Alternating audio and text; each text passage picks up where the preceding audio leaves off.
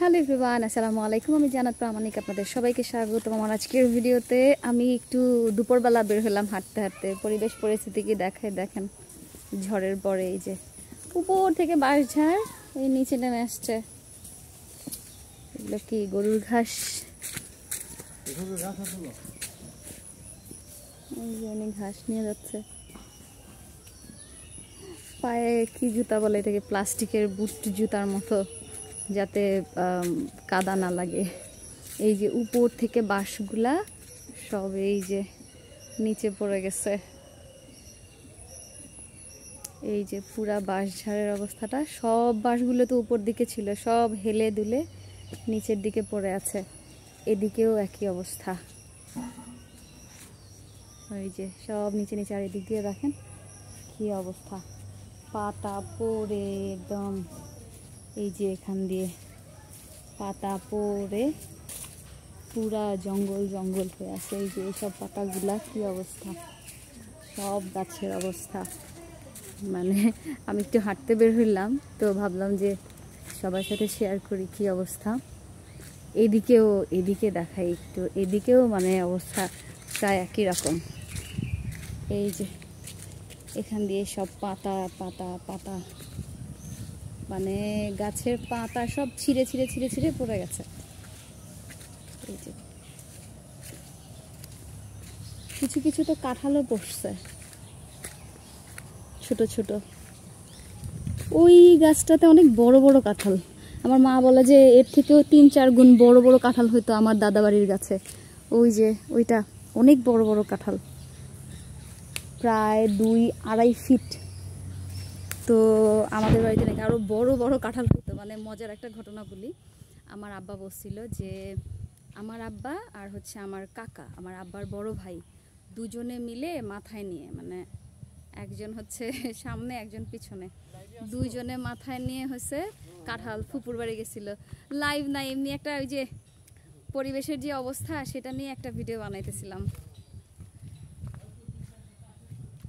হ্যাঁ ইনশাল্লাহ ইনশাল্লাহ ঠিক আছে। এই যে এই গাছটাতে অনেকগুলো কাঁঠাল ধরছে।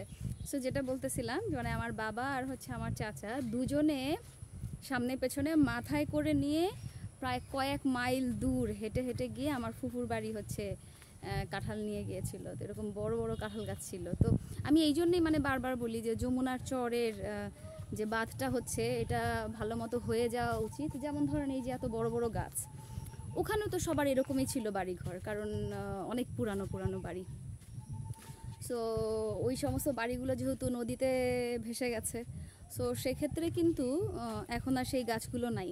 যেমন আমাদের যদি এখন সেই গাছগুলো থাকতো, এত বড় বড় কাঁঠাল, তারপরে জিলাপির মতো এক টাইপের ফল আছে, যেটা পেঁচানো পেঁচানো জিলাপির মতো, অনেকে জিলাপি ফল বলে, অনেকে অন্য কী নাম জানা বলে, একটু মিষ্টি, একটু মানে বেলে তেঁতুল যেমন হয়, অনেকটা ওই রকম, খুবই মজার। ওই গাছটা আমাদের বাড়িতে ছিল, যেটা সচরাচর দেখা যায় না, কি বাবলা না কি যেন বলে আবার অনেকে।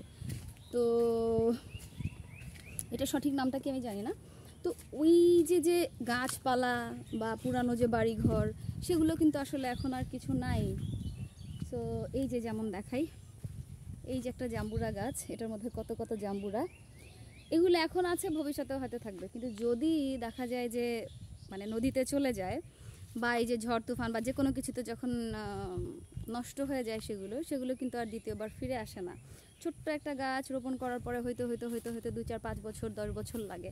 তো এই যে এগুলো এখনো বাতি হয় নাই। তো এরকম অনেক ব্যাপার আছে। তো আমি এই জন্য বলি যে যমুনার চরের বাঁধটা হওয়াটা অনেক জরুরি।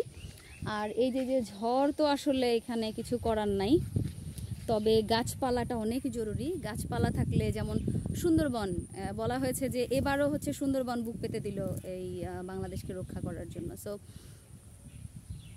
অনেক অনেক গাছপালার দরকার অক্সিজেনের জন্য, পরিবেশ শান্ত ঠান্ডা থাকার জন্য, প্লাস হচ্ছে যে এই যে যে ঝড় তুফান থেকে রক্ষা করবার জন্য, আরও অনেক অনেক অনেক অনেক। সো আমাদের উচিত আসলে ছোট বড় যে কোনো গাছ লাগানো এবং গাছ পরিচর্যা করা এবং গাছকে রক্ষা করা। সো আসলে এক কথা থেকে আরেক কথায়, কোথা থেকে কোথায় চলে গেলাম। এইটা হলো শশার একটা জাংলা পড়ে পড়ে যাচ্ছে, তো এই